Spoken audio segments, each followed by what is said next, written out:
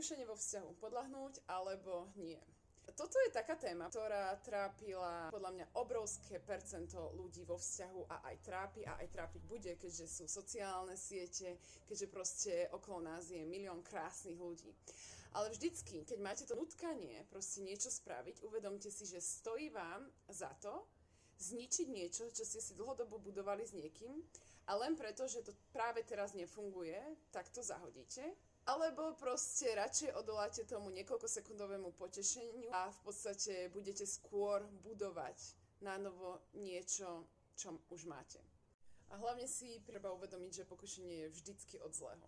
Zlý si nájde cestičku, ako vás zlomiť. Takže na to si dávajte pozor. Pokušenie prežívame úplne každý. Každý, kto vyjde z dverí, tak prežíva to pokušenie, len je na nás, ako na toto pokušenie zareagujeme. Buď podľahneš, alebo nie. Ale väčšinou to má svoju dohru.